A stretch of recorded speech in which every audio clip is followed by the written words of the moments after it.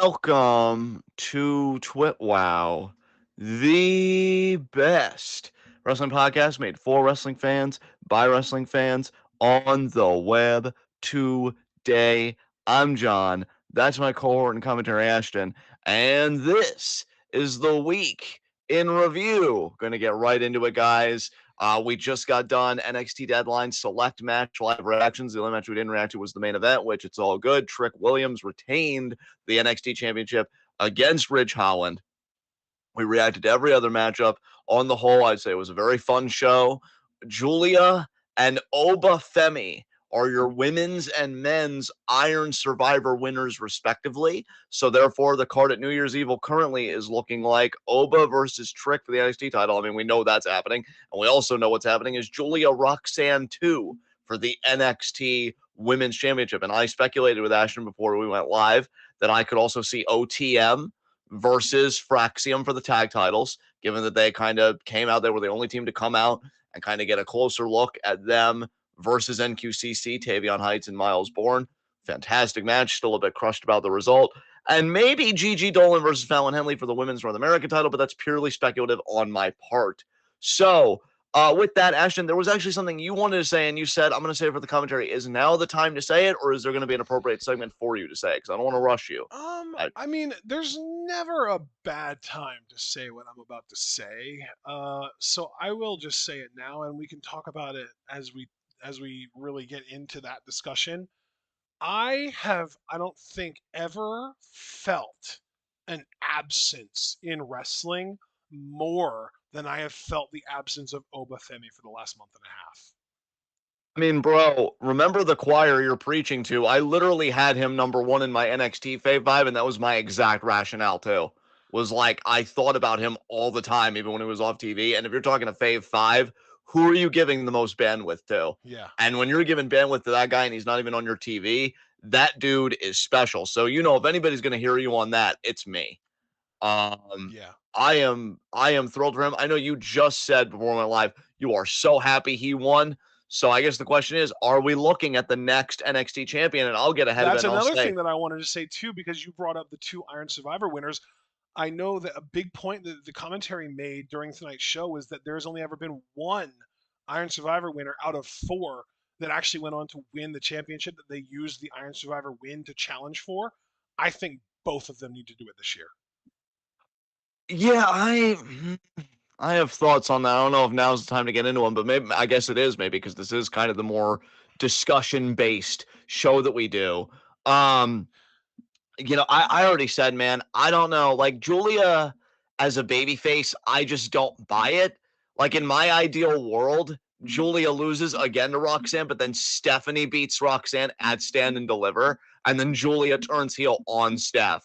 Like, I don't know. I just think heel Julia would be money in NXT. I think NXT also knows that, but they don't want to rush it because Asuka was face for a long time in NXT before they even teased her being kind of heel in the feud with Ember Moon, aka Athena. So we'll have to see. But yeah, I mean, bro, the way it's looking right now, you may very well be right about a double title change. I don't know if the booking would feel like that's too much to happen in one show, but given that it's the first show of the new year, which given that NXT said that it's going to be the first NXT of 2025, that would put New Year's Evil at January 7th. Like I said earlier when we were kind of speculating about when New Year's Evil would be, they may just want to do a reset and be like, "Hey, new year, new champs." So I could see it, man. I really could. Um, I'm more confident in Oba beating Trick than Julia beating Roxanne right now. But we'll have to see how the booking is. We've got a few weeks beforehand. So, anything else you want to say though about those points? Um, I no. I mean, here's the thing. I know that we don't usually do like full blown reviews of pay per views anymore, so it's Yeah. not like we're gonna do a full review of Deadline. But just feel like it's a good time right now for us to kind of discuss anything that we have to say about that show since we are fresh off of it. Yeah. So I'll say this too.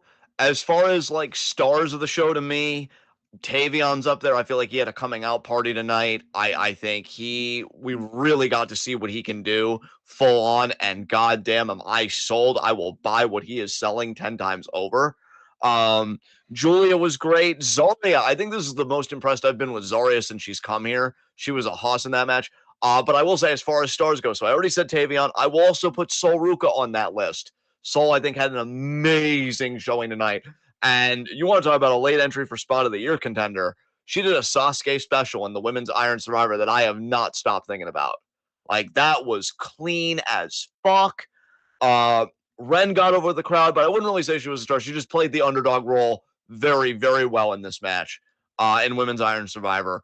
And then, yeah, I think those are all the kudos that I want to dish out. Did anybody outside of the usual suspects stand out to you? Do you feel like anybody really had a great showing tonight on this show?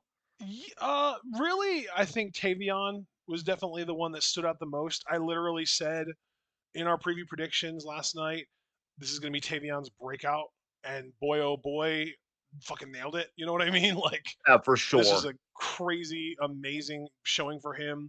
He's got a lot of people buzzing about him, and rightfully so, absolutely. Really, really excited that he really got to show his stuff. I loved the spot where he fired up, like he got kicked and then he fired up.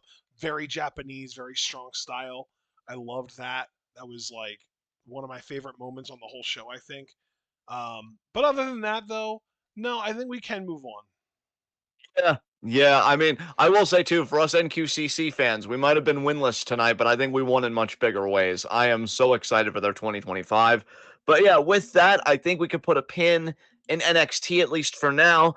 And again, because of that, because we did deadline, I have no interest in talking about NXT from this week. I don't see the point, given that we live reacted to pretty much all of the pay per view. And again, the Yep. championship match, Trick retained against Ridge. So anything Ridge did is just Thank inconsequential because he Christ. didn't win.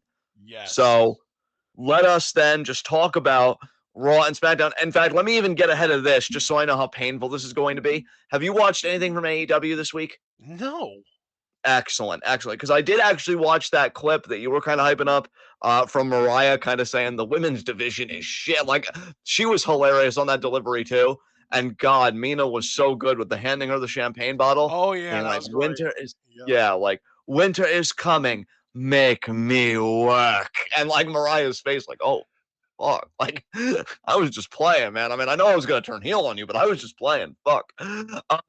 So yeah, let us then talk about Raw and SmackDown. We'll begin with Raw. I'm just pulling it up now. Should we just talk about the elephant in the room? Kevin. No, well, no, I said Raw. So the elephant in the room Oh. being the New Day segment.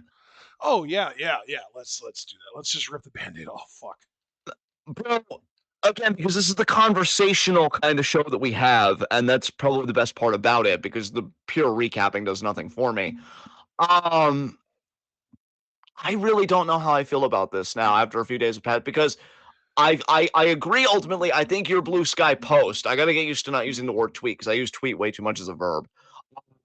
But I think your blue sky post about saying like it's like kind of Schrodinger's segment is the phrase you used, which I thought was brilliant because either it is dovetailing into Big E's return and then it's great, or he's just not returning and this is just so insensitive and just so really just bad, you know, in Malicious. that way.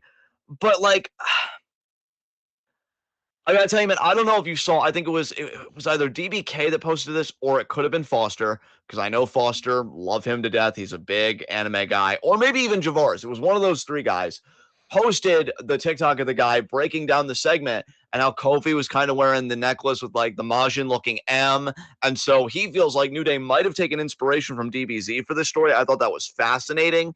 So, like, I don't want to I condemn did this watch segment. that video. I watched that video, and honestly, I respect the shit out of content creators and people who have the time to really look into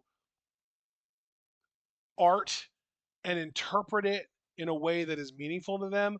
But I really feel like that video was grasping at straws.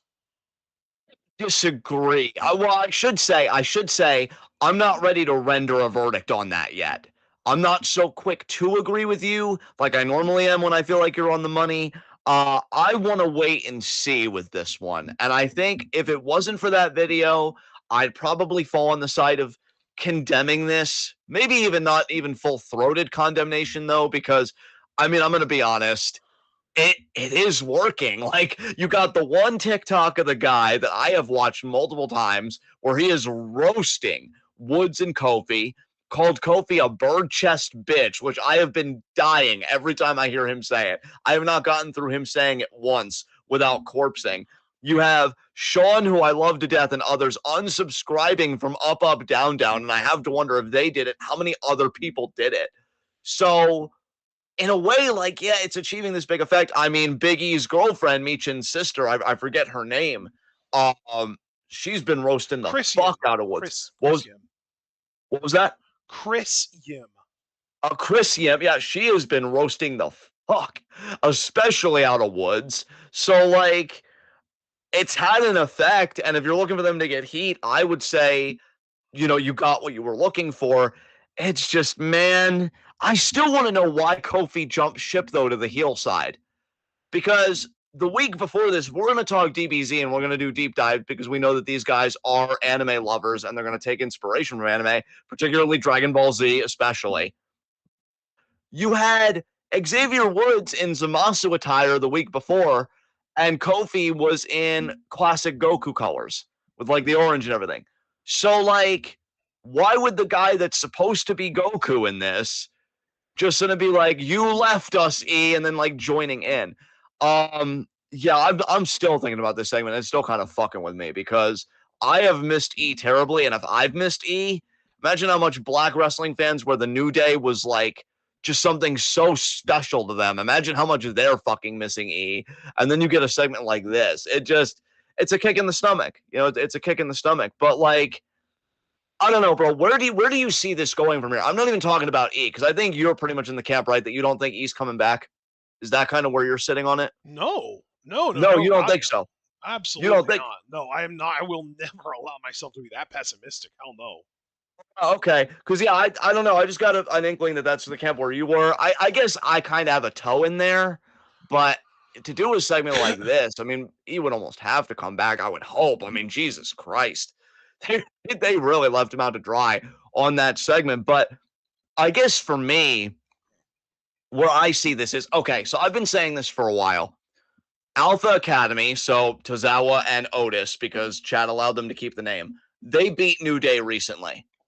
We know that JD, Mick Don't Google Me, and Finn Balor, Raw Tag Team Champions, they beat War Raiders most recently. So War Raiders, I feel like, are back of the line right now. I feel like Alpha Academy are getting a shot at the tag titles.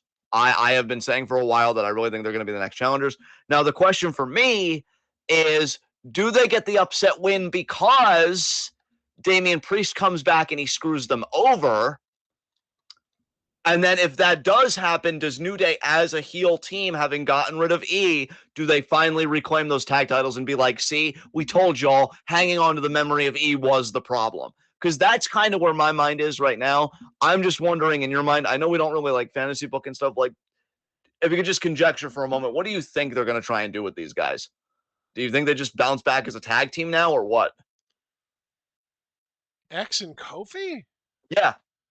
Honestly, yeah, I think there's a real chance that they would do tag titles on Tozawa and Otis and just immediately get fucking lambasted by a heel New Day. Like So you and I are pretty much in agreement then, yeah. Yeah. They Yeah. have those guys win the titles. There's a big celebration. They're all happy, and then X and Kofi come out, clobber them, challenge them, and maybe not same night, but within a month, I would say they beat them for the tag titles, and the reign is just super short lived. I mean, dude, I'm glad that we're in perfect sync on this because I just feel like the pieces are there. You have Alpha Academy, they got the upset win. Finn is trying to do too much. He's pretty much the Nathan Frazier of his team, which, oh God. I think Priest screws him over. Not once, but twice. Maybe even screws him over at Saturday night's main event. We don't know. But then screws him over again for the tag titles. Alpha Academy win. New Day beat Alpha Academy, and then there you go. But then I don't know the babyface team that beats a heel New Day. Maybe it's even a team that we haven't seen yet. I don't know. But yeah, we'll have to see. But E E's the question mark because every Rumble, and it's funny because we're going to be doing Rumble in February. I always want to say January, but they are doing Rumble in February this year. It's the Every first Saturday in February. Yeah, yeah, I first think it's like Saturday in February February, 3rd. I want to say. every fucking Rumble, I hope to hear Big E's music, and it just doesn't happen. So now, given that they did this kind of segment, and E just again No, really it's got the left out to first. dry, I'm like, It's February fuck. 1st, by the way. February 1st, you said? Yeah. Excellent. That's like a week before my birthday. Excellent. Excellent. Excellent. Okay. So yeah. I mean, I don't know. I love E to death, but I'm tired of getting hurt. I'm tired of putting myself out there and being like, whatever. So like, I'm never gonna fully close the door. I'm just not gonna crow about it anymore. So like, when we do our Rumble mini game, for example, you're not gonna see me talking about E or being like, oh, I think he's gonna. No, no. You can do that if you want. Our fans can do that if they want, and they feel like they've been hearing something or seeing something. Not me. I got hurt way too many times. So I do hope he comes back. And when he does, I honestly hope he beats the crap out of Xavier last because I feel like Xavier's really been driving this whole heel turn. Kofi was a late adopter and adopted at the worst possible moment. But yeah, I don't know. I think what they said was really cutting. Although I have to be honest, I have to keep it real with our audience. The one bar that's kind of living in my head that might win my quote of the year, because God, do I need to put my year-end award list together? Really was Kofi being like, "You broke your neck, so what?" Because I'm like, "Damn, that's fucking cold. God damn." So yeah, but on the whole, though, you've had some time to process the segment. Do you just stand by what I thought was a great blue sky post? Do you just feel like it's Schrodinger's segment? Do you feel like that's the perfect encapsulation of your feelings? Yeah, Or do you have like anything that you want to add? I really am like refusing to allow myself to feel anything about that segment for a good like 6 months because if Big E isn't back in that time, fuck that segment. You know what? I think that's a fair compromise. I think that's a fair compromise. I agree with Foster. Like, I still want to know where Kofi's fucking head is at because, again, it just was so out of nowhere. Xavier didn't surprise me at all. And yeah, and that is one other thing I want to touch on that again Foster brought up because he said, or even why Xavier and Kofi are like sticking together. They have made such a big deal, like overtly, about how Xavier hasn't done anything in singles, and you're just gonna let that slide? Like, are you just gonna be content to still be in this tag team? Like, because if I'm Xavier, the character, I've got a chip on my shoulder now, right? Like the size of a fucking continent to be like, fuck you, I'm gonna go win a singles title. And I would even be intrigued, to be honest, by an Xavier and Braun Breaker feud. But yeah, it just doesn't seem like they have any interest. It seems like they'll just stick with tag titles. So yeah, New Day is in a very well, if I can even still call it New Day, but Kofi and Xavier are in a very weird place. And I have to wonder if this is gonna have some big mania build up. I've heard some people say that Kofi and Woods could be feuding with Wyatt Six. And I even said, like, I feel like that could be a mania program. Yeah, Um, Wyatt Six should absolutely, if everything goes according to what we have planned, as far as like Tozawa and Otis win the tag titles from JD and Finn, and then Kofi and X beat the shit out of them and take the tag titles from them, they should hold the titles till Mania, and the Wyatt Six should be the team that beats them for them. I think bro, it's not too often that we make a complete picture of something and I'm like, yeah, that's it. But I'm really confident in this one. Alpha Academy win the titles. New Day beat Alpha Academy. Wyatt Six beat New Day. Or again, if you just want to be really exact, Kofi and Xavier, who have just like killed the New Day by excommunicating E emotionally. Um, so yeah, I don't know. It's gonna be interesting. I'm definitely it's still keeping my attention, but in that very wary, like, you didn't really fuck this up, did you, kind of way. So all right, we talked about the big elephant in the room. Now we can kind of work backwards here. Oh fuck. Okay, yeah. So CM Punk had a segment. Did he? Well, remember the whole thing with him and Rollins that we liked the mic work because it was so realistic and cutting, like especially Rollins, and then Sammy comes out. Like, yeah, that whole Oh segment started the yeah, Raw that was show. good shit. That was good shit. So to surmise Punkerton, or to summarize, I should say Punkerton, because every breath I waste on that piece of shit I regret. He more or less is teasing, hey guys, hey, I'm gonna achieve the dream that I quit this company over. I'm gonna main event WrestleMania. I'm gonna do it this time, guys. Really, watch. And then Rollins comes out and he's like, that's interesting because last I checked, fuck you. And he's just Yeah. saying like, that's That's not That's how happening. I feel about him too. Thank you, Dude, Seth, for representing the will of the people. he's so fucking old. Like, I look at him when he's breathing out of his ass 15 minutes into a match, and I'm like, get the fuck off my television, you washed piece of shit. Jesus Christ. But yeah, Seth is like, I didn't have energy for this before because, I was busy being a champion, and then Bronson Reed thought he was going to eat off my name. But now that all that's behind me, yeah, I got time. And they start beefing. And then fucking Sammy, fucking Samuel comes out and he's like, hey, why don't we try peace? And then him and Seth exchange some barbs on the mic with each other Dude. because Seth straight up says, hey, Sammy, I care for you. I respect you immensely. We came up in this industry together. I think he said, I've known you 20 years. Like, so they're doing that whole thing. You know that these guys are at a certain stage of their career when they could cut these types of promos, right? And he says, fine. Oh, that's right. I know why Sammy even like interjected beyond a certain point because Jay came out with him. And then Seth insulted Jay as Jay was walking up, like, yeah, why don't you, tuck your tail between your legs, like, go back to Roman. And then Sammy said, "You can't talk to Jey Uso that way." And then Seth's like, "I don't even know why you're here. You're not family. You're never going to be family with them." Then the crowd started chanting Sammy Uso, which I thought was so cool Yo, because it that was was like, amazing. The timing of that was perfect. yeah, because Seth gets this really cutting remark, and then the crowd is there for Sammy. I mean, if that's not quintessential babyface shit, I don't know what is. Um, and then Seth kind of walks it back a little bit because like he acknowledges like, hey, I love Sami Uso, I love Sami Zayn, I've known you 20 years. But then he says like, but then clearly that's not reciprocated because you went and you tagged with Roman Reigns. And then Sammy, to his credit, I love when the babyface see this is how to do the anti-Cody. Cody doesn't bring any logic to his shit because that's why Kevin Owens is handing him his fucking ass every week. Sammy reminds Seth of the very real point. I asked you to be on the team not once, but twice. I told you twice. Come join us, Seth. Come fight fucking Timu Bloodline and Solo and all that stuff because they're bad. And I respected your choice. You said no both times. What did you want us to do? Have a 4v5 war games? That's suicide. Like, that was never going to work. Um, and so yeah, like Sammy kind of reminded Seth, I don't know who the fuck you're talking to, because like, I wanted you on the team. I didn't want a team with Punk. He even straight up said, I did not want a team with CM Punk. I wanted to team with you. And that surprisingly kind of hit me in the feels because Seth's out here saying that, oh, Sammy, you don't respect me or our relationship. Actually, no, motherfucker. I respected our relationship enough that I wanted to go to war with you when it mattered most.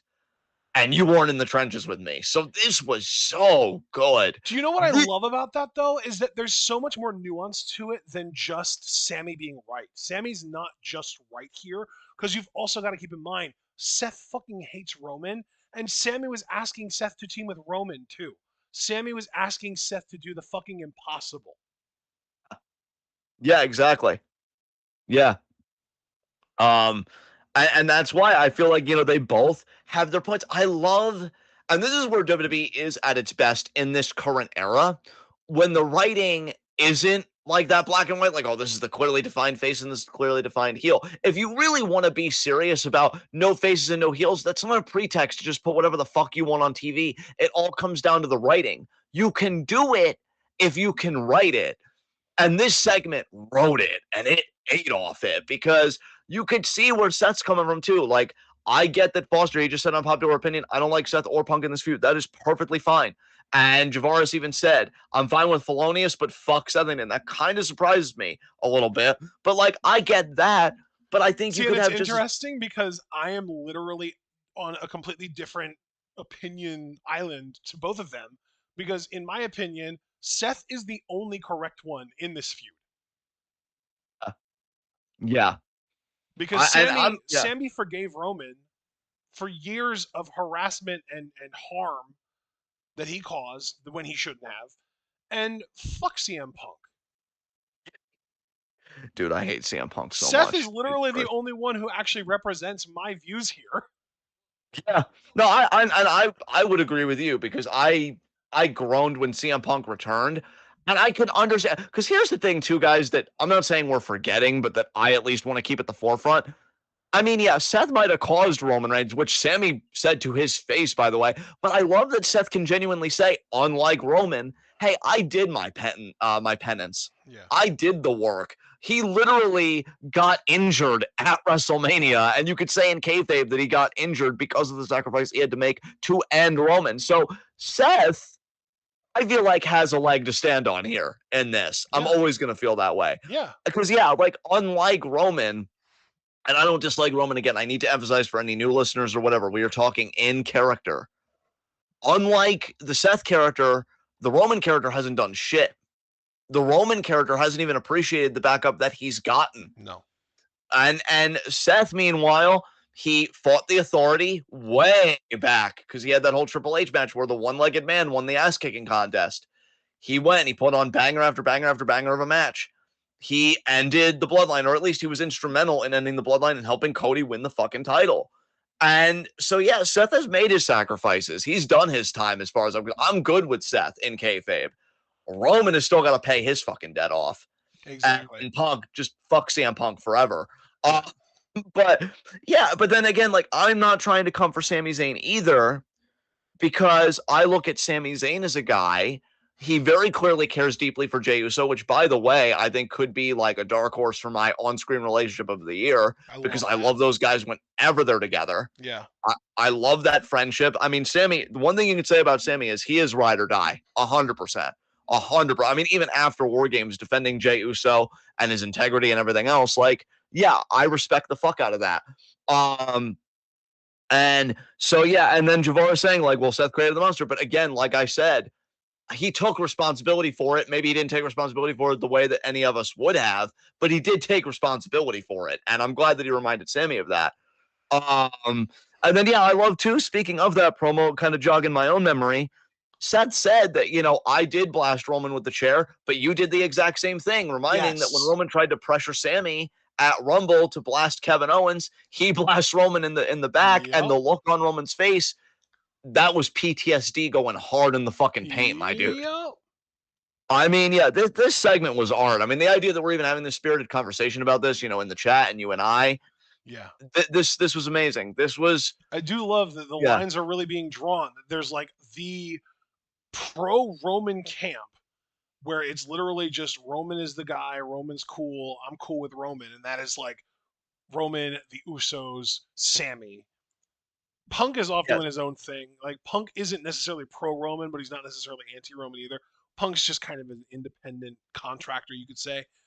But then there's also like the very firmly anti-Roman camp, and that is like, and also I would even say that, like, CM Punk, you could also kind of group Cody Rhodes in with CM Punk, because Cody Rhodes isn't necessarily pro Roman Reigns either. Yeah. But he's willing to work with him to get whatever he thinks needs to get done, or in the case of what I believe Cody Rhodes to say, to get the spotlight. Let's be real. Cody Rhodes wants the fucking spotlight. He's going to work with Roman because of the island of relevancy is a real thing, and Cody will do what it takes to stay relevant. So Punk and Cody are cut from the same cloth as far as I'm concerned. They're willing to compromise whatever ethics and morals they may think they have. I don't think they have any, but whatever they may think they have, in order to get what they want, period. But then there's like the firm pro-Roman camp, which is like Roman, the Usos, Sammy. And then there's the firm anti-Roman camp, which is Kevin and Seth, and as we saw later on in the night of the main event, Drew McIntyre. And I love that, like, this firm line is drawn because you have the firm anti-Roman guys saying fuck you to anyone who's even willing to work with Roman, including Cody and Phildred. Yes. Yeah. I thought this segment was masterful. I loved it. Great job to everybody involved, even CM Punk, for like what he had to do, because he's just so good at being such an arrogant prick. Dude, he really thinks he is just the center of the fucking universe. Honestly, I hope he ends his career never fulfilling his dream of main eventing WrestleMania. That would make me so happy. Hilarious. Yes. Just yes. All right. Moving on. Judgment Day backstage. Finn really is feeling himself lately. And look, I'm a huge Finn Balor fan. I am stoked that he's facing Gunther at Saturday night's main event. I think that match is going to be a banger. We'll get to more into that in a few moments. But he needs to. He's kind of doing the way he kind of is like the male Liv Morgan of the group because while Liv is starting shit with everybody, it's like, well, shit. I took out Damien, which I think was a mistake, and now I don't have anybody to fuck with. So why don't I fuck with my own faction? Why don't I just throw pot shots at Dom every once in a while? And it's like, man, Finn, who are you not beefing with? And you're one half of the tag team champion, so you're already beefing automatically with all the tag teams. Now you're starting shit with Gunther. Like, what are you doing, my guy? Like, no wonder you and Liv are probably secretly hooking up, which I'm still waiting for that reveal, by the way, chat. Dude, I know. They teased that before Dom betrayed Rhea, and they haven't teased it a single time since. They tease it again, so I can pop again.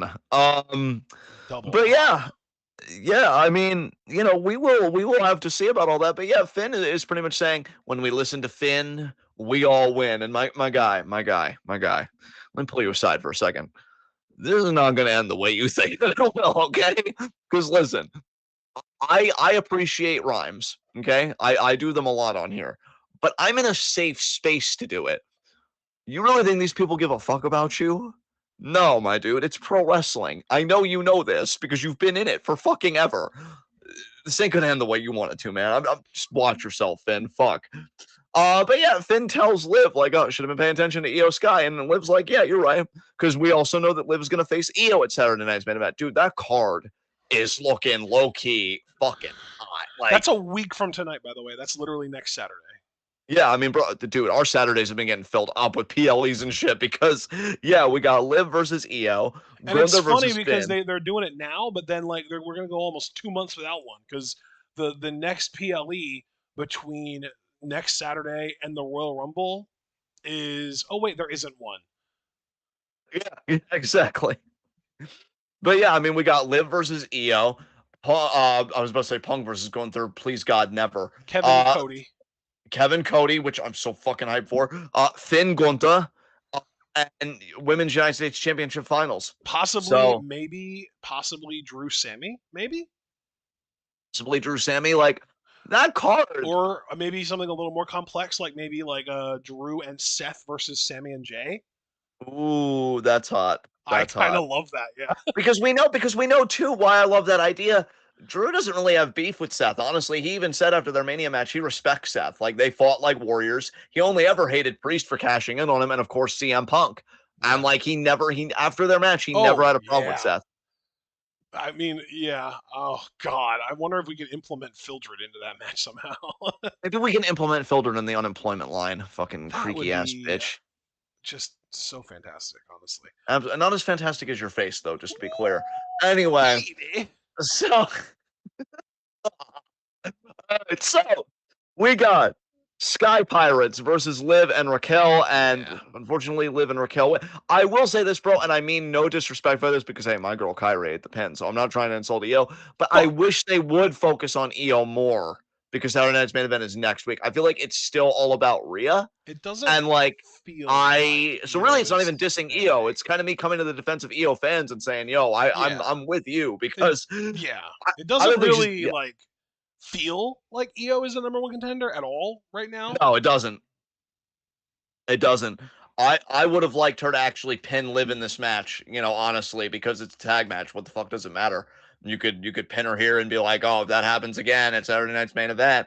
Because like Io's a fucking star, and I'm not saying Rhea isn't. I have praised Rhea extensively on here. You and I both have, but you know what makes a great wrestling company? When you can have multiple really, really great people at the same time. And WWE does, but don't try and balance the scales like, oh, yeah, it's about Rhea right now. Remind people how fucking great Io is. You should be. That's what you should be doing. Like, honestly, I almost would have preferred if, and I don't care for her as a worker, so I'd be worried for Io the entire time, but if you would have just done Io versus Raquel one-on-one with Liv at ringside, and even in spite of Liv like trying to interfere and everything, Io still wins. I don't like that she took an L here, and I hate to say this, but because of Kyrie, because Kyrie ate the pin. I just think it does Io a disservice, both just as a performer in general, but also more immediately as a threat. You got to get me to believe that Io can beat Liv, but when you're focusing so much on Rhea, that just makes me think, oh, well, Io's not winning because she's just a speed bump to Rhea again. And it should never feel that way. That's why I hate this time of year, because you already know what the big stories are. And anybody, especially if it's somebody you like, just be grateful that they got the opportunity, because it's not happening. And I don't know, just leaves a sour taste in my mouth. So Liv and Raquel won that tag match. And then, like I said, Rhea kind of comes out. They do a whole thing. But then Raquel throws Rhea's face, injured eye first, into the corner of the announce table, which Rhea really sold. And then, later Gunther has an interview. Then Finn Balor comes in, and I'm telling you again, as a Finn Balor fan, like, you're doing the most, my dude. I'm gonna tell you what I tell my co-owner commentary way too much. Fucking relax. Fuck it, like, take a weed gummy and chill the fuck out, my dude. Like, what the fuck are you doing? Because he's coming out here and he's like, oh, I kind of helped you retain that title, so I think I deserve a title shot. What? Okay. Gunther kind of reminds him, hey, you didn't do me any favors. I needed to do that on my own, and you kind of stole that from me. So fuck you. But you know what? Dom, unlike you, actually won recently. He actually beat Damian Priest. That's what he said. He actually beat Damian Priest, unlike you. So I'm going to go talk to Pierce, and we're going to get Dom a little something. That little something turned out to be a match, non-title match with Gunther.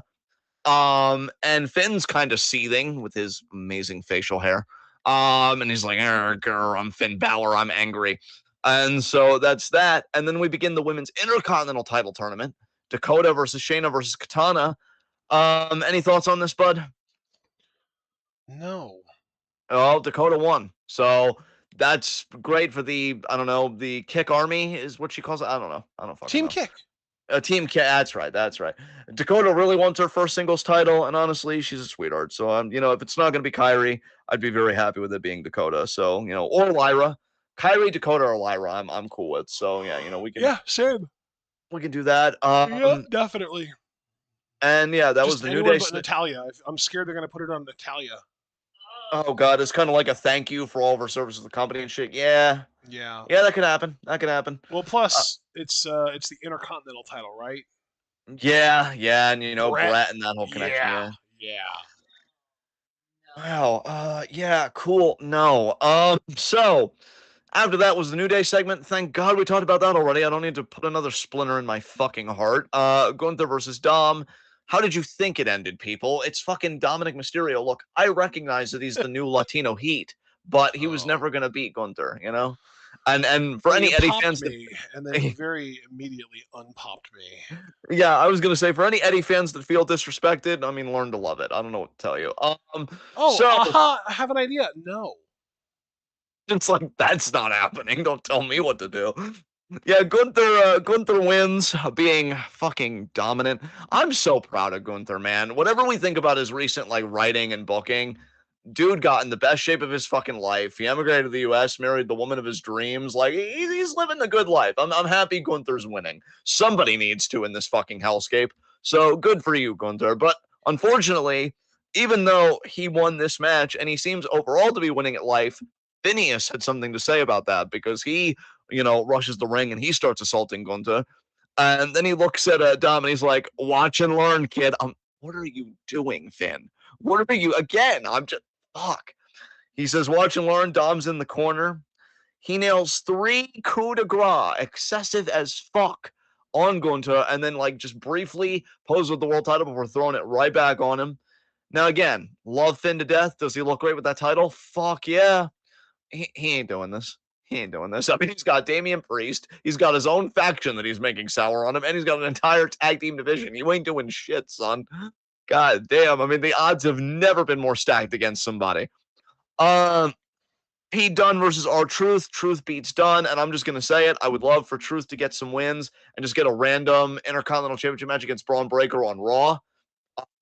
I think it'd be a lot of fun. I think Truth deserves a little something for all of his years to the company and just the great work that he's been doing for God knows how long. So, beats Pete Dunne or Butch, whatever you prefer, because his preference really doesn't matter.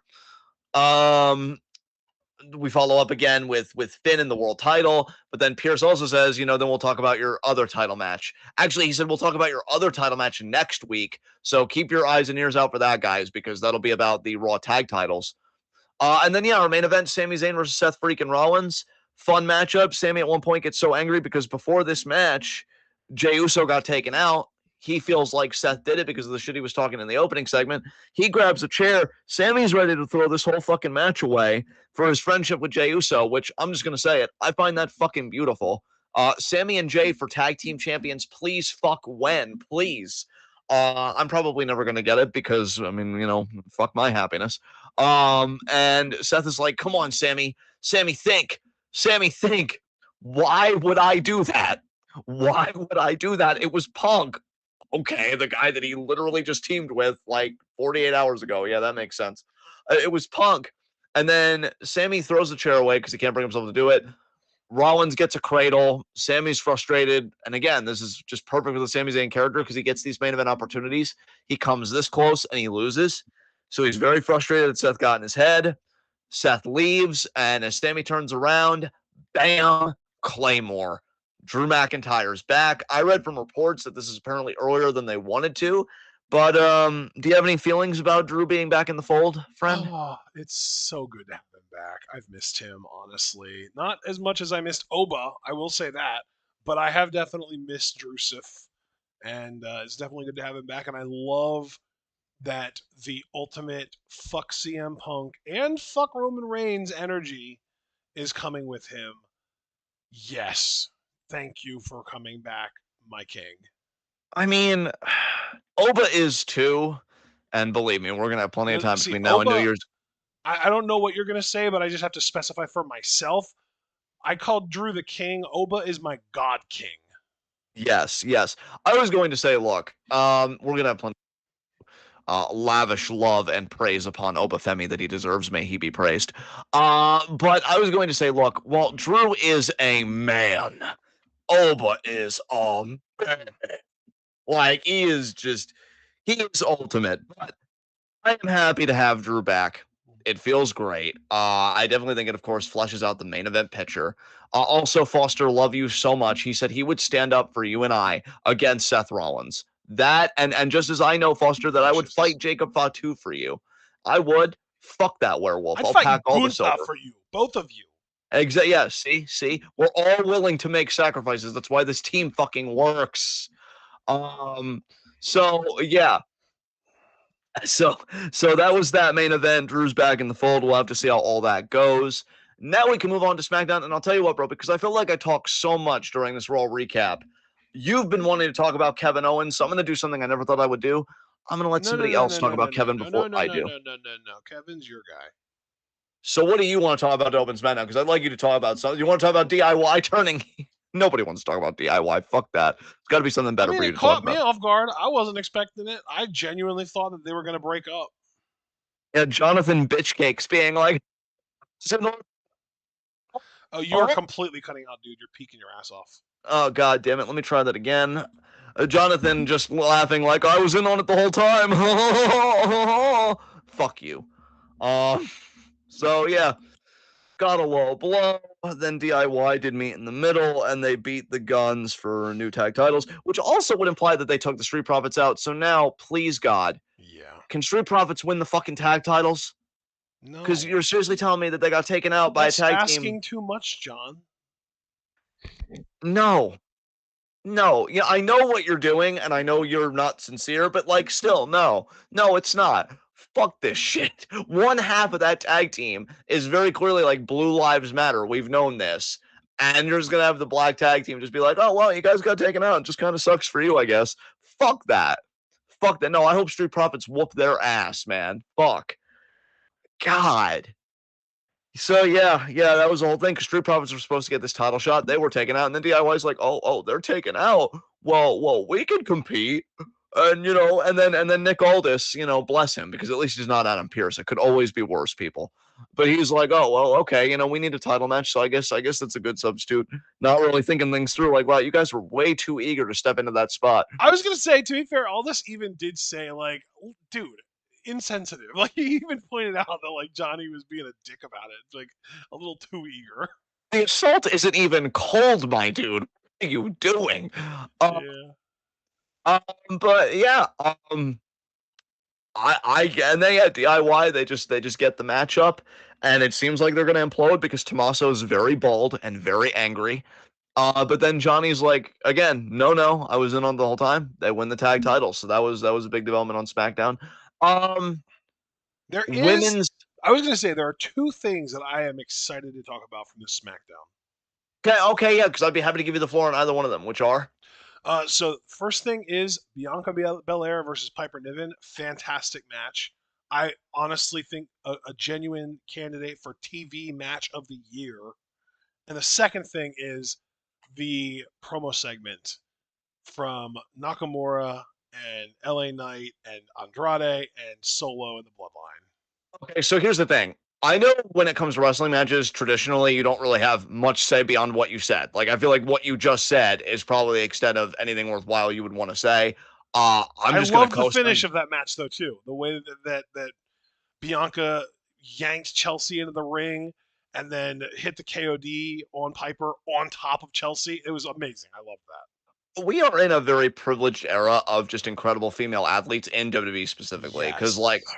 her, Sol Ruka, Naomi still got the athleticism at this stage of her career. Like I don't know, man. We're eating right now. We're eating good. But I'll tell you what, because that was just a wrestling match, and you and I don't really have too much say traditionally on wrestling matches, I'm hoping that we maybe get an Ashton Cackle. I ain't gonna force it though, because LA Knight got bitched Dude, out in this. So he you can talk really about the did. promo segment. I loved this so much. So, first of all, way to really just show everyone else how it's done in terms of promo segments because this show opened with a Cody Rhodes promo segment, and oh my god, I hate him so much.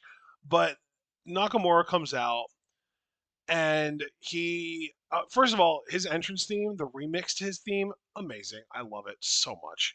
And then LA Knight comes out and he does his whole promo, and LA Knight promos are about as substantial as a 1 ounce bag of chips.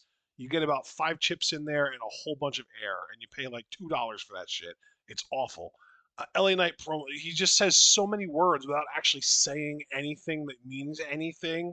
He just yaps and yaps and yaps. And eventually he gets interrupted by Andrade. Andrade comes out and he says, LA Knight, I'm here for Nakamura. I have unfinished business with Nakamura. LA Knight's like, hold up, no disrespect, but blah, blah, blah. Then fucking Jacob Fatu, which I love that this isn't even the first time they did this on this show because there was a moment earlier on in the night when they first showed up to the arena where they assaulted people backstage. And I think it was just like, I don't think it was even named people. It was just like backstage, like hands, right? Remember, Apollo Cruz got jumped first Oh, yeah, because remember, Cruz did get jumped. Oh, no, Apollo. That's true. Triple H still not beating those allegations, man. I'm fucking telling I you, like know. Yeah, yeah, Jesus yeah. Christ. And so yeah, Apollo got jumped backstage, and then here these guys got destroyed. It was LA Knight and Andrade specifically that got destroyed. While I love that Nakamura was on standby, he just stood there posing like he was ready to beat some ass with his hand on his throat, like he was like preparing his fucking mist gland, his venom gland.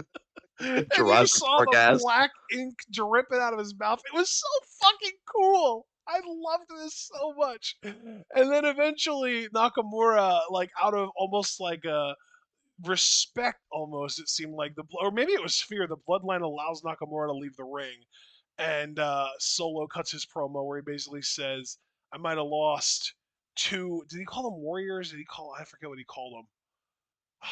What did he I, call th- I them? think two soldiers or two Soldiers. war. That's what it Yeah, was. I might have lost 2 soldiers, but the bloodline is still the bloodline. Acknowledge me. Like he's basically like doubling down. Like fuck y'all. I'm still running shit. I still got the Ulafala. I'm still the tribal chief. Acknowledge me, goddammit. And it was just such like a temper tantrum from Solo, and I just love it, man. This is such good shit. And honestly, the beatdown was great. Nakamura's amazing, and Solo's promo wasn't great, but it was funny and entertaining, and that's all I can ask for. first of all, when you said venom gland, that popped me on the inside just to be a little weird about it. Second of all, it Nice. immediately made me think of the only scene that I really pop for in Jurassic Park, where the fucking whoever plays Newman in Seinfeld, that Oh Wayne Knight, yeah, when yeah, Wayne Knight yeah, gets misted in the fucking face and then yeah, devoured, like yeah. The hilarious every compy, the time. compsognathus, or no, that wasn't a compy. It was fuck, I don't remember the name. Never mind. Yeah, like I was just thinking like Nakamura with his Jurassic The Park ass. Dilophosaurus. That's what it was. The Dilophosaurus. Well, there you go. There you go. But yeah, that was great. LA Knight getting spiked, which I mean, I wish they'd do the whole John Cena angle and be like, "You'll never Oh hear yeah. an LA Knight promo again," because then I'd be like, "Promise." Dude, But it was so funny too because it seemed like he was gonna get out of it, and then Solo was just like, "Nah," and he just grabs him and fucking does it anyway. thirdly, and I might still be in the minority on this now that War Games is over, Solo's still winning me over, low key. Like, 'cause I think he's like he's done trying to be Roman Reigns and he's just embracing being Solo Sikoa and whatever that means for him on the main roster. And like, yeah, I feel bad for Apollo that he got jumped, but like, I don't know, wrong place, wrong time. I got wrong boss too, because again, Triple H ain't beating those allegations. And Jacob Fatu just continues to be an absolute fucking beast. I feel bad for Andrade too. God, like I really was excited when Raw brought back the World Heavyweight title because I'm like, oh man, Andrade versus Gunther would slap, and it still would for the fucking record. But it's just never gonna happen. He's No. just mid card for fucking life. God damn it. Yeah. Oh God. Fuck. But yeah, it was a great beatdown. LA Knight, I really hope he never wins another championship again. May his career be nothing but just a sprawling list of failures. Is what I'm personally hoping for. Um, At the top of that list of failures, though, would definitely be his boring ass, way too long ass, not defending the title enough, having shitty ass matches, U.S. title run. yes. Oh my God. Remove the stick from your ass, you fuck. God, you can't even like. Oh my God. Like I have cerebral palsy. My gait is shit. Okay, and even I'm like, I have a better walk than this dude does because my ass has. Let me do the math real quick. Zero fucking sticks. Fuck you. God, I hate him so much. Oh my God. Thank you, thank you. He is an abomination upon this industry. And Super Blue, if you're hearing this, or if you go back and hear it, why are you booing me? I'm right. And now, let's see what else. You already mentioned Cody's fucking ridiculous promo at the start with Chad Gable trying to draw equivalence between Stardust and Shorty G. Cody, he, he no, no, no. We've been over this before. You already know, guys. You already know. That's like Cody being like to a black wrestler, I know what it's like to struggle. I was poor once too. Oh, God, I hate how right that is. Oh God, dude, I think you made at least two of my organs cringe, and I don't know which ones. Fuck. It's literally just him just completely misunderstanding, and it almost feels like on purpose what the actual struggle is and where the root of the struggle comes from, and trying so hard to make it about himself. Like, fuck, I hate him so much. He's so insufferable, bro. Like, fuck. Oh, Cody Oh Rhodes God. is literally. I hate CM Punk, but I would watch a 30-minute CM Punk match before I would want to watch a 2-minute Cody Rhodes promo. I think you're right. Fuck. God, I hate my life right now. What the fuck? Um. So Tiffany advanced in the U.S. title tournament. So Yeah, that that was happened. frustrating and upsetting. I really wanted Naomi to win that. He's so good, dude. Literally, Tiffany was the worst pick. Like, she's fucking missed Money in the Bank. Why is she advancing in this tournament? She's literally the only one that doesn't fucking need it. She has the briefcase. She can be a world champion whenever the fuck she wants. Why is she even pursuing a mid card title? Because Ashton, WWE had a Tiffany epiphany, and they said if we give her everything, then that means all the time is Tiffy time. And that's the thing too, is she's even teasing going after the NXT Women's Champion, which like, no, you already held that. You already reached that fucking mountaintop. Aim higher. The time is Tiffy time, says Triple H Oh and my Shawn god. Michaels apparently, possibly. I'm gonna have a fucking aneurysm. I swear to God. Wait, what did you say? I'm gonna have a fucking aneurysm. I swear to God. You need to keep it together. You're not leaving me with this shit. All right, so I have now, to keep it together. Keep it together. Keep it together. so now let's talk about what actually matters. Kevin.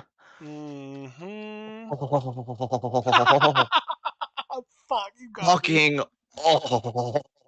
He did it again. Holy shit. So, I am this is, imagining you doing like gold dust motions, like hands up the chest, everything. I am rubbing myself. I really wanted you to say raw there. Well, there's no war happening. Well, maybe. I'm Um, rubbing myself raw.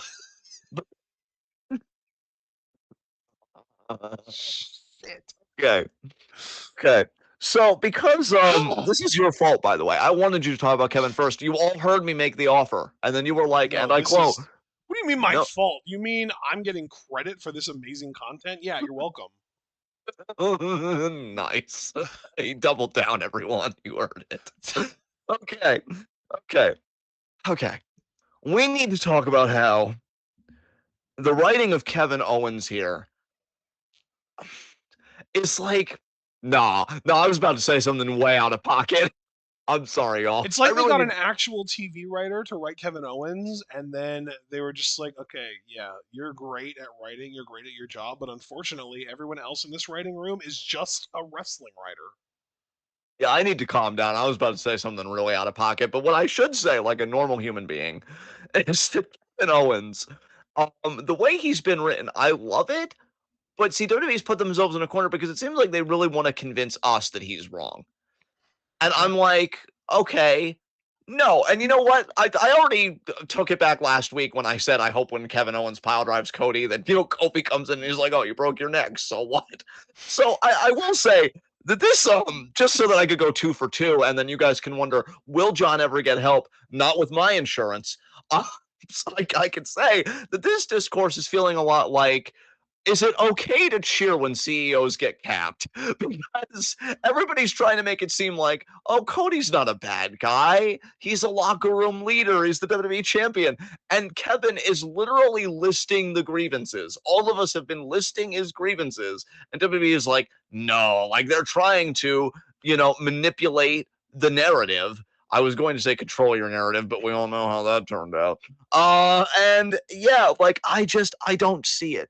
I don't see again, and I'm being serious here. Like, yes, I am a Kevin Owens fan extraordinaire, but I would like to think my track record of rooting for very shitty people, but then also acknowledging when we're doing serious analysis, like, oh yeah, they're very clearly the villain. I can't do that this time because I don't see it. This isn't just me being like, yeah, Kevin ruined those lives, which I 100% would be doing, and I am doing. But it's also, yeah, what has Cody Rhodes done? What has WWE done to acknowledge, if you want to talk about like acknowledge me, acknowledging Kevin Owens' very real grievances, his very legitimate gripes, and then offering up a better defensive Cody rather than putting it back on Kevin. Like, I don't think they realize in hindsight how bad this storyline, being serious, makes Cody look as a babyface. Because when you're only defensive, that would be like if Ashton and I got in an argument about something, and Ashton was like, John, you really hurt me. And I'd be like, what, Ashton, your problem is you can't hold on to any relationship because you're too sensitive. Like some really wild out of pocket shit where it's like, whoa, I was talking about your fucking behavior and you just vindicated me in the same sentence while also trying to make me feel like shit. Like, what the fuck? Like Cody being like, oh, Kevin, you self-sabotage. What? You sabotaged your relationship with him when you team with the one person he drew a very clear red line about, and you were like, fuck that. And to be fair, when Kevin would try and talk about his feelings, I don't even know if you remember this, Ashton. Every time he would try and talk about his feelings about the tag match at Bad Blood, he would get interrupted by Solo or by somebody. He never even was able to get off his chest before the match. So then think about the Kevin Owens character. You can't get your feelings off your chest in a healthy way. So it's building and building and building, and you're seeing all this stuff happen around you. And then something happened because we don't know what happened before the beatdown in kayfabe in that parking lot. But like, yeah, we saw how it ended. And I'm sorry, I really can't blame Kevin. I mean, obviously, assault is never like okay, but it's pro wrestling, so it's like on the table. Yeah. And so now tonight, to bring us all the way here, you have, Michael Cole being like, oh, we're going to interview Kevin Owens, and we've got this really nice area set up. They even show you the area. And Kevin does another one of these car promos. By the way, I love on a meta level how Kevin has been handling this with like the Twitter posts and everything. I want to see more WWE people come to Blue Sky. I even speculated on our Discord that like I do wonder when the speed deal kind of comes to an end with X if WWE would want to migrate to Blue Sky. I personally hope so, but we'll see. But yeah, he's been doing these Twitter posts and these Twitter promos in his car or like at home or wherever. It gives it a more authentic feel. Kevin fundamentally understands pro wrestling, certainly more than our fucking world champion. And he says, you know what? No, I'm not going in there. Every time I come to this arena to work, I'm told I'm not welcome because of Cody Rhodes. So no, I'm not going to put myself out there again, which again, yeah, I don't see where Kevin's petty here. I don't see where Kevin's wrong here because it's true, right? Yeah, they've told him like, "Oh, you can't work, we don't want you and Cody to come to blows." Okay, I mean, I'm trying to promote my fight that I got here with him with Saturday night's main event, but whatever. And then he invites Cole to come out, and then Cole's griping like, I can't believe like the weather's this many degrees. I can't believe Kevin Owens gonna have me come out here. I can't believe that you're a Cody Rhodes apologist, Cole. I can't believe that you're the number one Cody Rhodes propagandist, you piece of shit. Yep. And also, Cole, spare me, okay? You brag about how before you came to pro wrestling, you were a fucking war correspondent. And so what? A chilly temperature? I live in New England, motherfucker. Get on my level. Anyway, Cole kind of goes out there. He's going to do the whole interview. Kevin Owens being the gracious, perfect, never did anything wrong except maybe Kofi Kingston that one time. And now I don't know how that's aged given recent events in people's minds, but that's y'all's business. Never done a thing wrong in his life. Offers Cole to come in his car, be like, look, come in. He opens the door for him, dude. I mean, that is just class act. Lets Cole in, and then what does Cole do with that opportunity? To Kevin Owens's face. Criticizes him.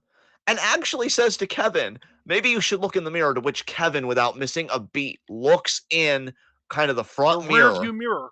Yeah, the rear view mirror. And says, oh, I'm looking. What am I supposed to see? Because all I see, yes, I'm right. Yeah, exactly. And Michael Cole, to this man's face in his rental vehicle, tries to take up for Cody Rhodes. Will the disrespect ever end? Who's to say? Who's to say? But Kevin, again, brings up these points that he's been talking. And then Cole's like, oh, but Kevin, and see again, Michael Cole, he was starting to win me over too. This is you hurt me, Michael. You were winning me over, having fun at your job again, partying with Pat McAfee again, and clearly having a broship with him that I find genuinely beautiful. You were winning me over, but you're a manipulator, Cole. Because what do? Not only do you take up for Cody Rhodes like a basic bitch, but you're also like, oh, but Kevin, I'm not like everybody else. I know you. I've known you for 10 years. I was one of your first interviews in NXT, which that was the weirdest line in this. If I could be serious for a second and actually have a criticism, Kevin said, oh, when I came to NXT, I thought it was important to be liked by everybody. Did you? Because I remember your first night on NXT. You got your nose broken by CJ Parker, aka Juice Robinson, who I miss fucking terribly. Fuck. And then you beat the shit out of your best friend, Sami Zayn. So I don't know if that's really ingratiating yourself to everybody. I don't know why they keep putting these weird things on Kevin when we pay attention. Oh, Randy, you were Kevin's first friend. No, the fuck you weren't. Okay, like, where did that come from? Oh, and in NXT, I wanted to be liked by everybody. No, you didn't. You very clearly made it, a point that I'm a prize fighter. I want to be NXT champion. So those are the only two really weird lines that they tried to give the Kevin character. He is right, though, about everything else to me. I know Foster just said something that I do want to read, but I just want to get this out of the way first. So, yeah, Cole's trying to drum up, oh, but we have history and this and that. Kevin's not going to want to hear that. Cole thinks he has any authority to tell KO about himself. Fuck you, Cole. And then Kevin, who I think, again, there are going to be a lot of late entries and probably a lot of recency bias in my year-end awards list, but I can't help it. This was such a weird year. Kevin has one of the funniest moments of the year to me by far, when he not only kicks Michael out of the rental vehicle. I love the way he phrased that too, because he even uses that exact wording. It was so good. He was like, "Please get out of my rental vehicle." It was just so good. Dude, I love him. The crowd so laughed much, at that dude. shit too. The crowd laughed at that too. Yeah, and then he's like, "Wait, Michael," and then Michael comes back over and he rolls the window up. The crowd popped at that too. Between the two of us, I loved KO like right away. And I gotta tell you, all this time later, it's just so vindicating because he's still so good, dude. Like, I know he's in his 40s now and everything, and I'm not really advocating for guys that age to be world champion unless you do an exceptional body of work. And yeah, I put that qualifier because I think Kevin meets the criterion. It's an excellent body of work. God. Why Cody? Why now? I want him to win so bad, but I feel like either Orton's going to return or Cody's just going to fucking win because that's what he fucking does. It's just, God. But anyway, I know I pretty much feel like I've said everything I can about this promo, and maybe there's just nothing to say in general. But what did you think about this segment? If there's anything you would like to add, sir? No, this was fantastic. I loved this, and yeah, Kevin very politely asking Michael Cole to leave his rental car was great, and then yeah, be like, "Oh, hey, Michael," and then the fucking window up.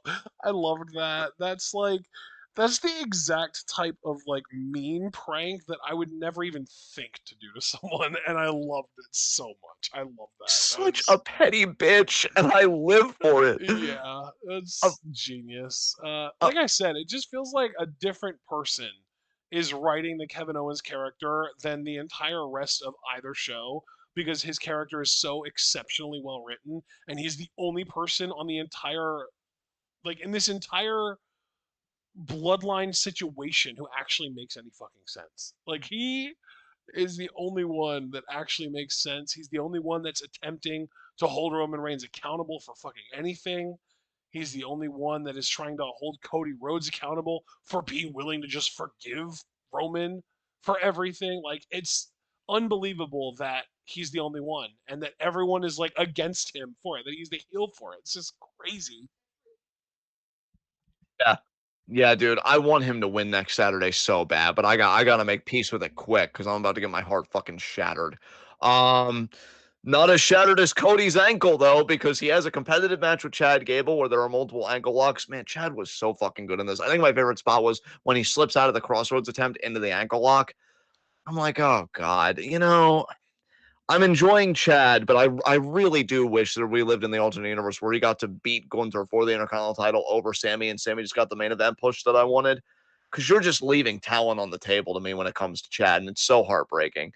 But yeah, he Do you counters the notice, by cross. the way, the crowd does "You Suck" chants to his theme song the way they used to with Kurt? I know, dude. He's got everything, and they're just like, no, no, enjoy losing to LWO or whatever. And I don't even necessarily hate LWO. I'm not trying to shade. I'm just saying there's a lot of talent on the table there. I don't know. But yeah, Cody finally does get the crossroads, and then Kevin Owens shows up while Cody's nursing that ankle, wearing a Dusty Rhodes T-shirt, and just stomps on the angle. And I really thought that he was just going to stand tall, but it just really did end up being a fight. Which maybe it's better that way, because if Kevin stood tall too much, I might actually think like, oh, Cody's going to win, which I already do, but even more so. So maybe they are still trying to trick me like, oh, maybe Kevin can do it. Don't you fucking lie to me. You fucking lie to me, you bastards. Um, so How can they lie to you when they're not saying anything? Well, they're implying it slowly that they're equals. No, no, no, they're not. I know who you favor. I know who the propaganda machine is behind. Cody Rhodes is the new 2011 John Cena that CM Punk, when he was cool, was rebelling against. And Kevin Owens apparently is that CM Punk. But wait, Yeah, but CM Punk won though until that Money in the Bank 2011. I feel like this is going to be them being like, this is how it should have been done because, fuck Kevin Owens, I guess. Oh, Uh, I, I'm sad. yeah, Um, I'm sorry, bud. It's okay. I kind of deserve this. I was way too arrogant being like, "Oh, everything's coming on me." No, the fuck it isn't, you. When has it ever? Open your Bro, fucking Kevin eyes, actually does win though. You are gonna be on your bullshit for weeks. and I will earn it. I want everybody to understand this. I will earn it. I have done my time. Fuck y'all. I will cry if he wins, genuinely, because he has done such amazing work, and that's what pro wrestling should be about. But fuck Cody Rhodes, and he's just gonna be like, nope, nope, nope. It's my era. Um, so yeah, that was the weekend review because Ashton mercifully didn't do AEW, and again, we already did Deadline, so there's no point talking about NXT. So let's open up the forum. Well, actually, wait. Let me do my due diligence. Any extracurriculars this week? No, sir. Of course not. All right, opening up the forum for questions, guys. Come in with your questions. Questionerinos. Questions.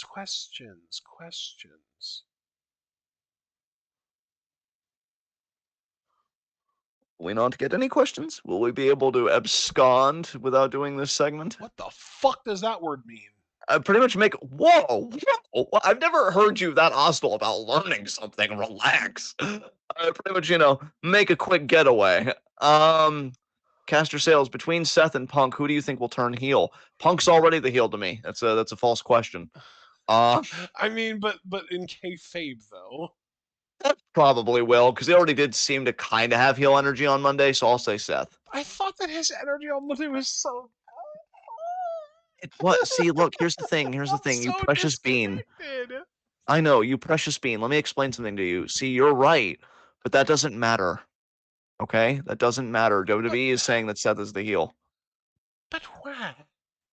Because The people sing his theme, man. yeah, listen, I'm gonna be honest with you, okay? And it's kind of a dick thing, but I'm implicating myself too, so don't feel too self-conscious. You didn't win at capitalism by becoming a billionaire, so we couldn't make a wrestling company where you could be right all the time. That was where we went wrong.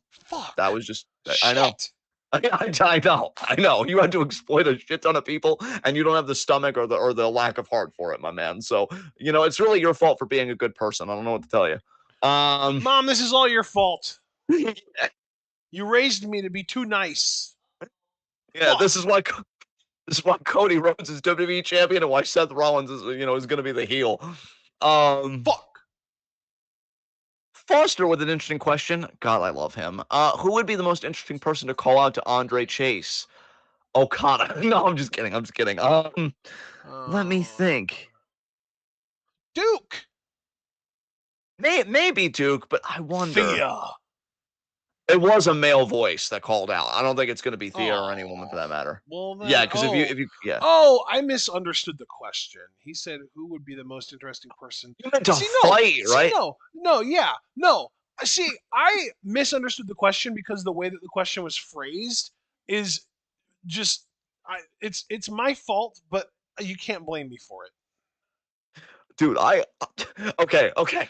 I just need to get this off my chest because, like, I was about to pop. Because when you were like, no, and I could tell, like, the tone was rising, I thought you were going to be like, I understand the question, but fuck Andre Chad. I thought you were going to be like, oh, somebody does need to square up with him. I was so ready for you to No. die on that hill. So here's the thing: the episode of NXT where somebody shouted out the Andre Chase, I slept through that shit. So that basically didn't actually happen in my mind because I didn't experience it. So I have no fucking clue who shouted out to him. But when Alex Foster asks in chat, who would be the most interesting person to call out to Andre Chase? My brain is like, oh, who's going to call him out for being a piece of shit that gambled away his fucking friendships? That's why I'm thinking like Duke Hudson, or it would be cool if like Thea Hale would like say like confront him about it. I had no even like conception of like, oh yeah, there was like a random voice that called his name out on an episode of NXT that I slept through. You know what? Just because I want to join in on you being turned up right now, and just because I'll use any excuse to get her on TV, I kind of want Jada to roast him with the brick in hand. Just kind of roast him on the mic and then hit him with the brick. Be like, that's what you get. The shit he But it pulled would, off, yeah, absolutely, he deserved that. oh my god! But who called out to him? I honestly couldn't tell you, Foster. Because again, being serious now, I watched that segment repeatedly to try and make out the voice, and I genuinely thought, did they bring Bodie Hayward back? Because I know he was a former Chase U member. No, because I watched a Bodie Hayward like talking segment. Voices do not match. I don't know who that voice is at How all. did I how have did they no refer clue. to him? Did they say Mr. Chase? Did they say Andre? Did they say They said Andre Mr. Chase? Chase. They said Oh, they Mr. did Chase. say Mr. Chase, so it's most Yeah. likely a member of Chase U. Was it a deep voice? Like, could it have just been Duke, or even No, Riley? because Duke has a very distinctive voice. Maybe Riley, maybe. But I don't know. It sounded like a voice. And here's the thing, though. If it was Riley, why wouldn't they just show us that? You know what I mean? Like, I because that was fucking the thing. hate that part of NXT. The whole like mystery bullshit, cliffhanger That, that garbage. yeah, that's really become a trope in NXT lately. Is like, oh hey, we could pan the camera to reveal it, but we won't. But that wouldn't be a hook to get you to watch next At least Dark's better than the one in AEW that's still like doing some FTW whatever fucking shit.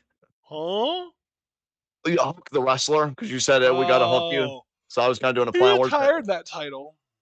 Well, that's good. Maybe he could retire the bullshit that he's doing too and get up in the main event mix or something. I don't know. Um, Remember earlier this year when AEW was like, "Oh yeah, Hook wins a lot. We should give him a world title match," and he just fucking immediately lost it. yeah, good.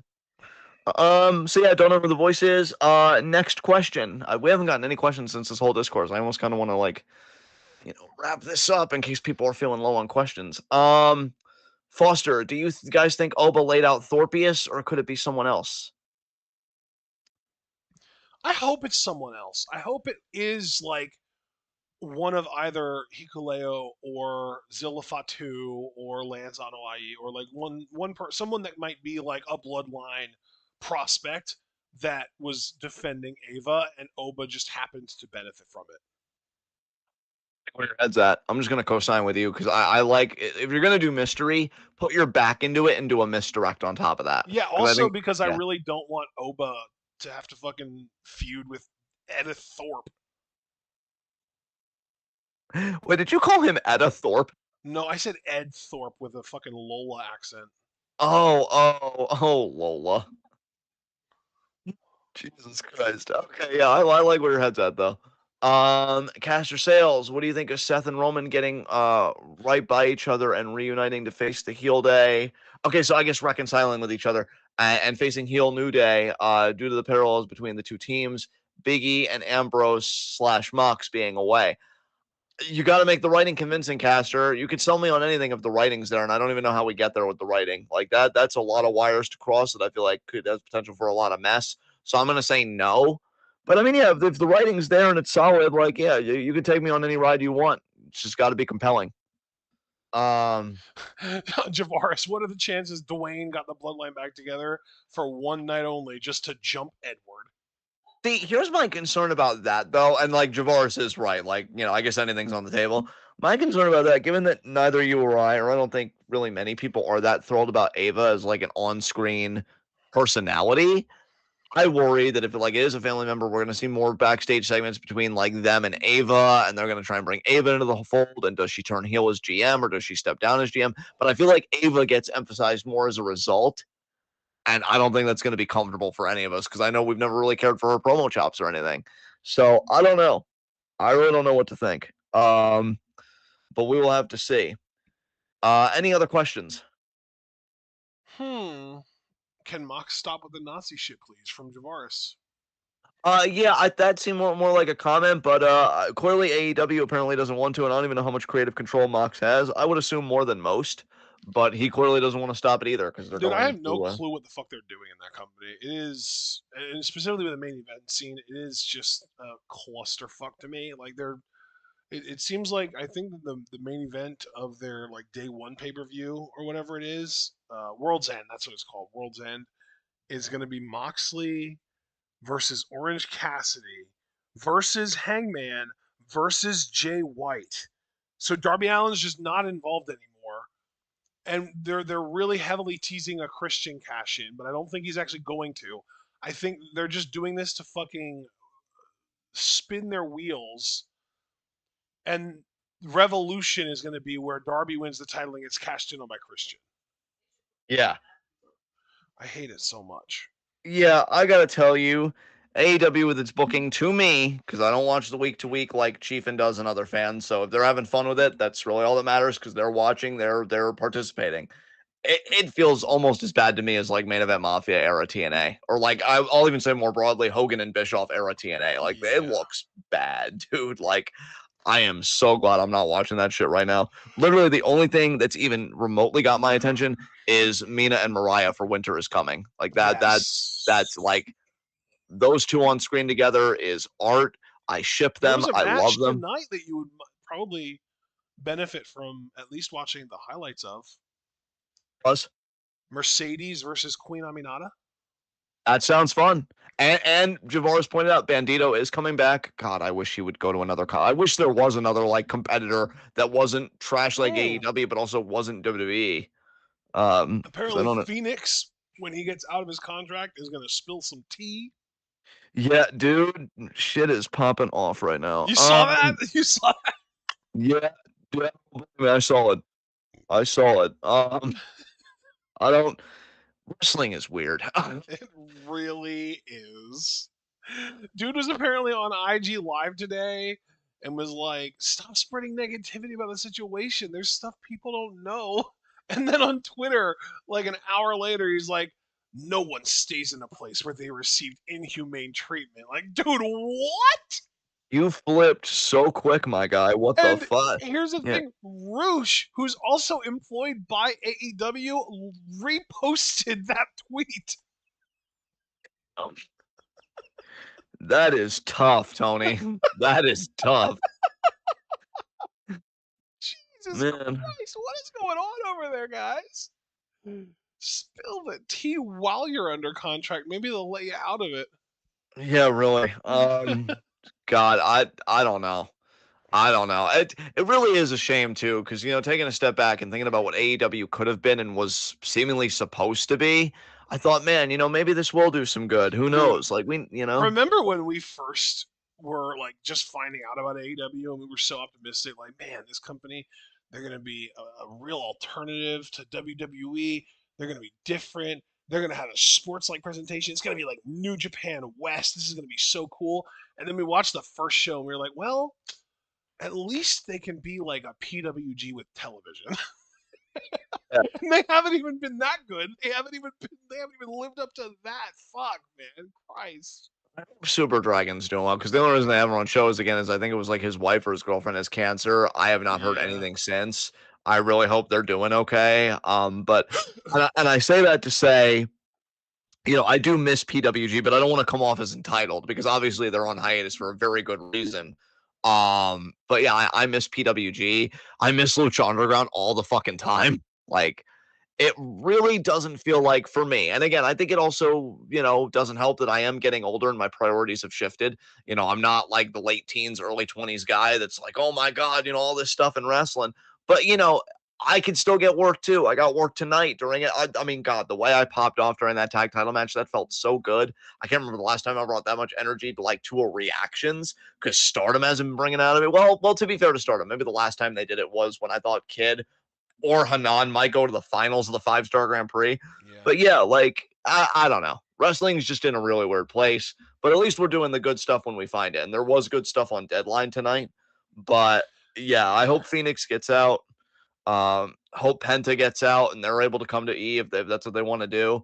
And yeah, I just hope the best for everybody. There's really not much more to say than that. Yep. Um, let's see. Let's Just see. Caster Sales. Uh, Claudio is the Batista of that group. He will be the one to beat Mox. So you're thinking like Mox's challenger will come within the group. I mean, I love Claudio to death. If they want to give him a world title run, I mean, I'm not going to oppose it. But again, whether it's somebody I like or I hate, the writing's got to be there.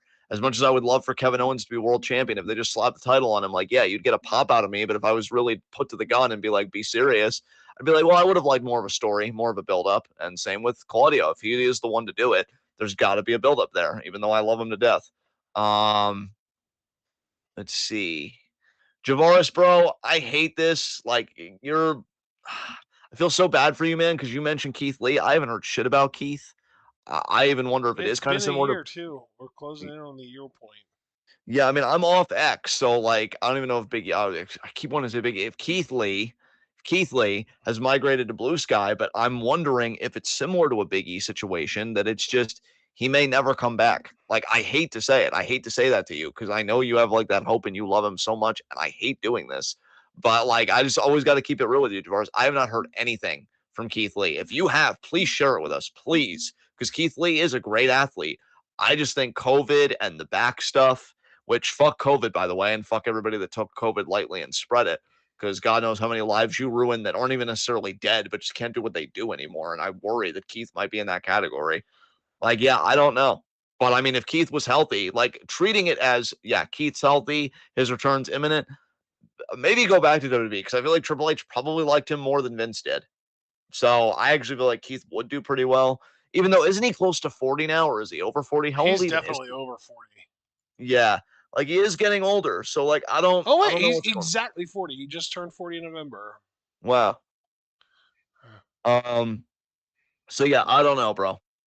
I don't know. But I am rooting for you, Javaris, because I know how much you love Keith Lee. Is that Um where you're at with Big E, by the way? You're just convinced that he's never coming back?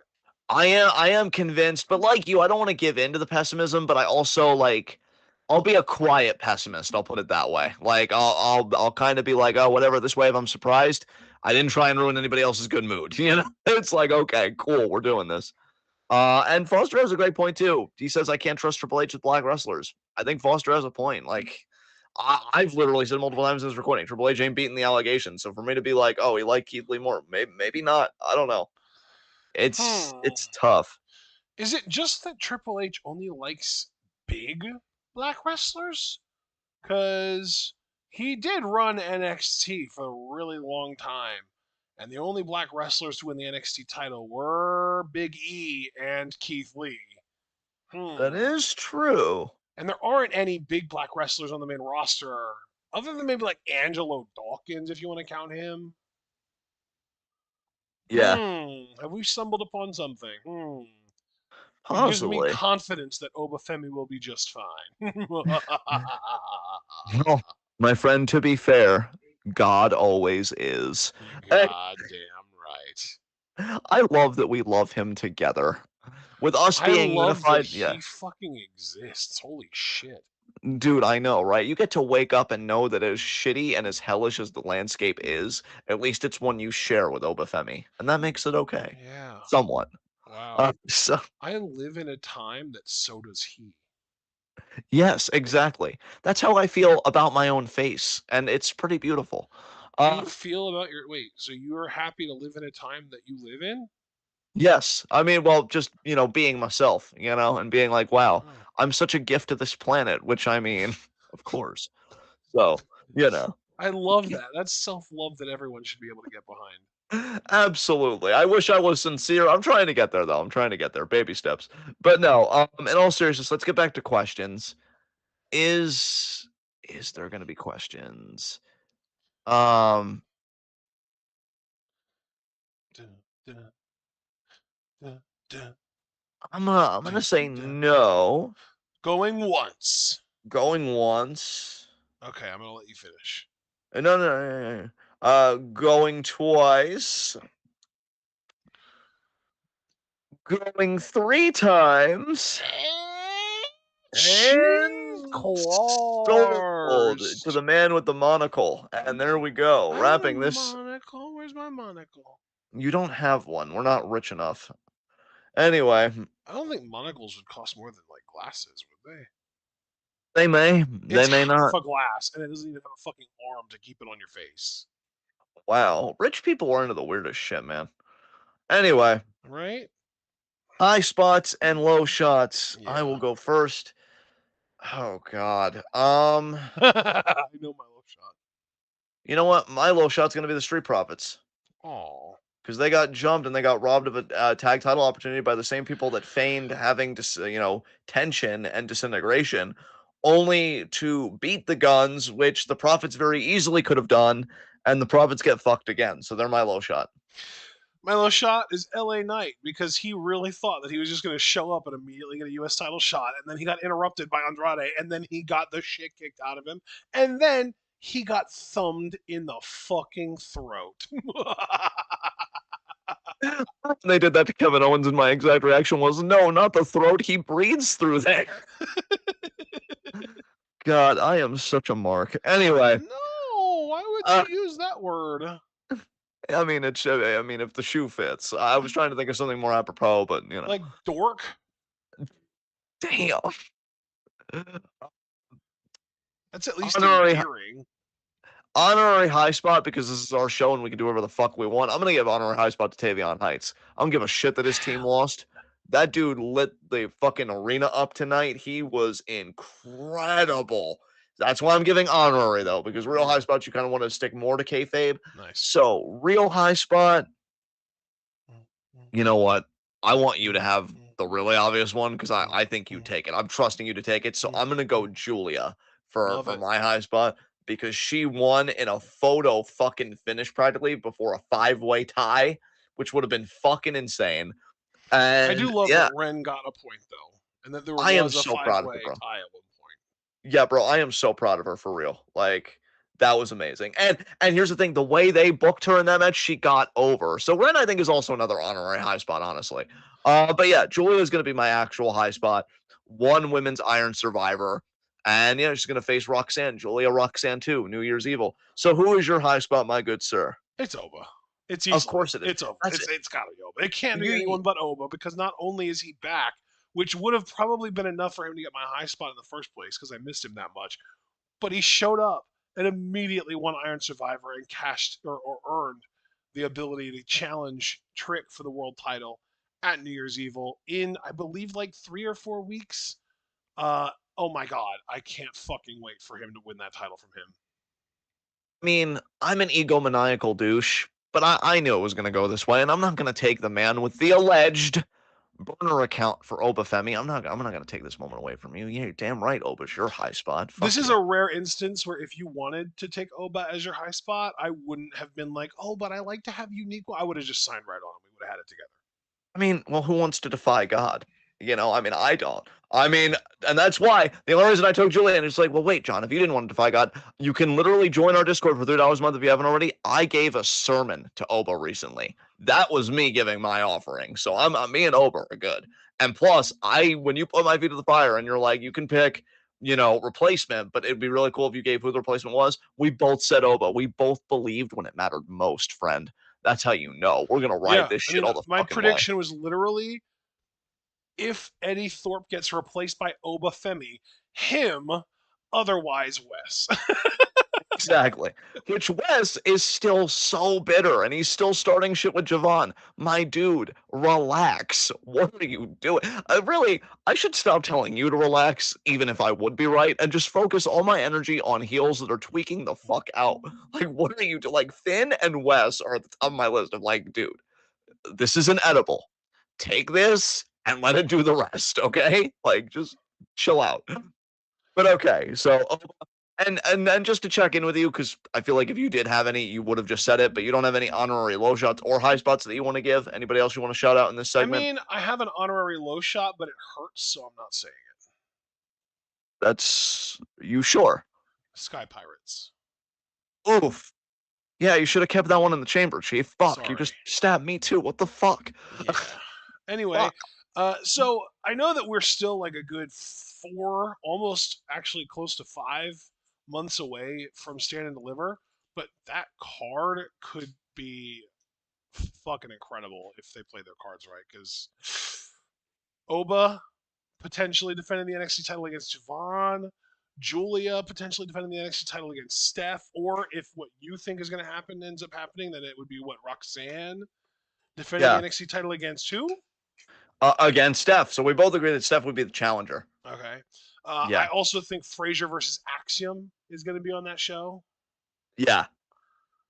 It's going to be very interesting, I think. Well, maybe NQCC get another title shot, but it's against OTM this time. That could cook. Ooh, that would cook. Yeah. Question though, Yeah. would you be hosting Stand and Deliver? Huh? You wouldn't be the host of Stand and Deliver, right? What does that even mean? You know how they have hosts for the show where they like get the microphone and they interview people. You're not in the running to be the host for Stand and Deliver, right? How am I supposed to do that and us react to the show at the same time? See, that's why the show's only going to be a 9 out of 10 to me. If they're not going to get your face involved, it can't be a 10 out of 10. That's really all I was trying to say. But I get it that you feel like you'd be spreading yourself too thin, and I understand that.